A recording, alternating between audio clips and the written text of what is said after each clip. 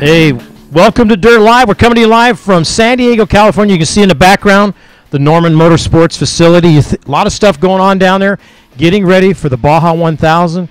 And folks, we got a great show tonight. We have Pete Soren, the Pistol Pete. We have Dan Shamley. We also have Carlos from Baja Pits. We're going to talk a little bit about the pitting that we got going on down in Mexico. These guys have already been down there all week, and we're going to give you some great information on what's going on down there. We also have Video of the Week, Cactus Films from 2012. We have the Baja 1000.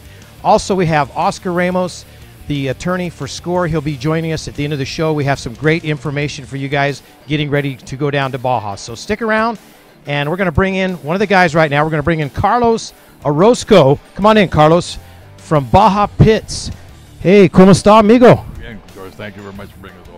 Well, you know, you've been down there. Here's the map right here behind us. You've been down there for a week. Let's talk a little bit about what you've learned down there while these guys are pre-running. Well, one of the things that we learned, we set up some of our pits. We got 19 pits going for the race. Every one of the dots in here is a pit. What's interesting that we have in mile 152, we have a pit crew there that's been there for a week now. And I conked in about 5 o'clock today, and a lot of guys are pre-running during the daytime and then pre-running again at night. You know, what's awesome, he says, at 1, 2, 3 o'clock in the morning, some of the guys are showing up, hungry, water, food, gas, of course, and they're doing this 2 or 3 times, from mile 90 all the way to mile 182, then getting back on Highway 3, and then doing it a couple of times day and night. That's what's interesting about this course. So the guys, you know, the bikes are starting at 11 o'clock on Thursday night. So we heard, you know, Kendall Norman and the guys on the 4X team, you know, Robbie Bell, they've all been down there practicing at night because it's something different for them. That is absolutely correct. The terrain of the daytime is completely different than night, especially some of the new sections around mile 190 to about 110. It's kind of rocky. It's not the old summer like we used to. And then, of course, into Corvoso, into Saldana, and then back into La Ventana and into the Highway 3 area there. And these guys are doing it smart. Racing, you know, pre-run the daytime and then get pre-run the night again. That's awesome. That's exciting now. A lot of action going down there. Any areas that have become a problem or anything that you've learned down there? What we found is basically as we went down the course and start marking all our pits, of course the area of concern is around our pit number 10 down here between Punta Blanca and the Fish Camp. That's a lot of cell beds back in there. 2 weeks ago was pretty hard. Now it's getting a little bit deeper and deeper and deeper as cars go by through there. And then again up at the we call it Rancho Nuevo York. That's about 6,000-7,000 feet up here. Our pit up here. That is kind of rocky getting in there, and that's gonna be gnarly also there. We have our crews ready to go in there. Interesting, George, from the highway, from San Quintin to that pit takes 4.5 hours. You cannot take a big truck. You got to take small vehicles up there, and be prepared for that. Some great information. I know the people watching at home getting ready to go down there and pre-run. So giving some great. Anywhere else? Some of the other areas up here by El Coyote. Well, one of the things also we found out is that basically, remember, there's the construction on Highway 1. There's some areas, so when you're going to start the race and you want to go down the Pacific side, you're going to expect to spend some delays there. Some of the big truckers going through at 5 miles an hour. Again, some guys are cutting from San Vicente across into Via Trinidad to get to the cars so they come back over here. The concern basically is fuel for pre-running. El Rosario has fuel, Bella Valle at the bottom has fuel, Gonzaga, but you know, they're kind of slowly running out of fuel because so many guys are going down and pre-run. You mentioned El Coyote, going from El Paraíso Hotel, going up what we call going up to El Coyote, that's San Rafael Wash, that's going up. That's the opposite of the 500 coming down. It is rocky going up Coyote and into Mike's. Then, of course, back into the highway and the Gold Trail and back in that area. And we were all over the course this past week, and we found down at the fish camps and stuff, in New York up here is very, very tough. In this area back in here, it's tough. A lot of guys more info, they can call me at 619-921-8978 or Carlos at BajaPiz.com. We're still taking registrations in. We got 36 bikes signed up so far and 42 cars signed up. You guys do a great job, I know, for all the guys out there. So let's bring in some of your help. It takes a lot of people to make this work. So we're going to let you introduce some of the guys.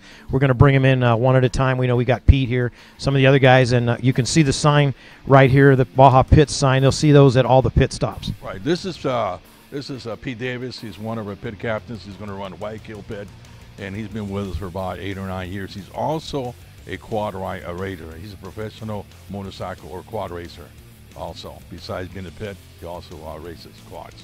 Well, Pete, you'll be out there for the bikes, helping them out?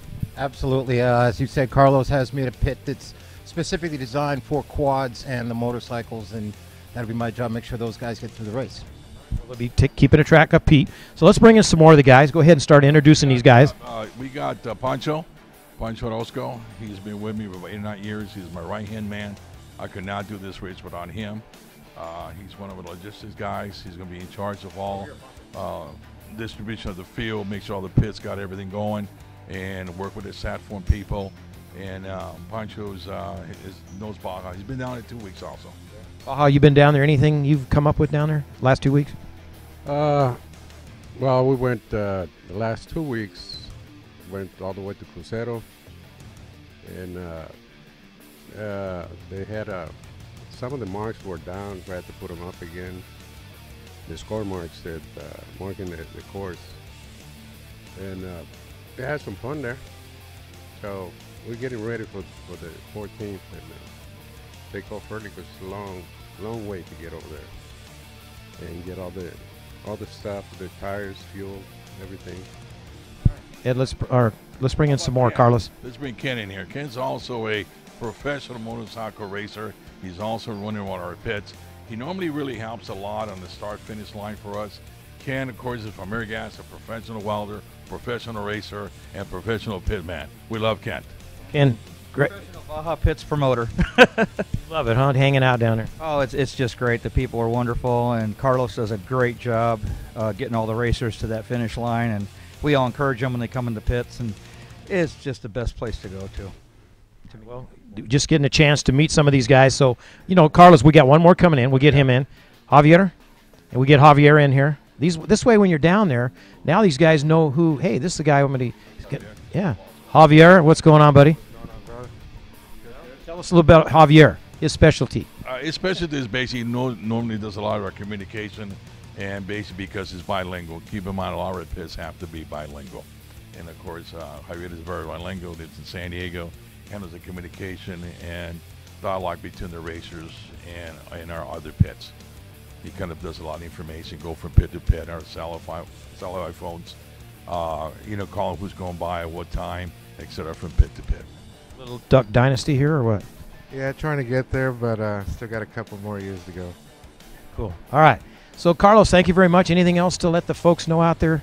Just to be careful when you go down there, basically. The highways, we saw maybe 3 or 4 hit-on collisions down there this past weekend. We try to help them the best we could. And, of course, some places in the middle of nowhere, and it's kind of difficult to get the ambulances people in there. So just be careful when you're driving down there. It's Baja, and just be careful. We appreciate what you do for everybody. Baja Pits, Carlos, you can still get a hold of them at what number again? At 619-921-8978 or Carlos at BajaPits.com. Well, thank you guys very much for joining us here on Dirt Live. We're going to go to Video of the Week coming up, Cactus Films from the Baja 1000 2012. Thanks a lot, guys. All right. Is at IRC, and they've heard nothing since 8:30 this morning. They're looking for a lost rider. This is one of the most incredible sporting events in the world, and we're extremely excited to be here. I think it's more difficult than a peninsula run. Hey, Alpha, they're looking for their rider. 400 miles shorter, 300 miles shorter than the 1,000 that we normally do, but it's so tight and tough that it makes up for the mileage, This one you really got to hold back, and you got to hold back. The race really isn't going to start until Borrego the second time, maybe around mile 400.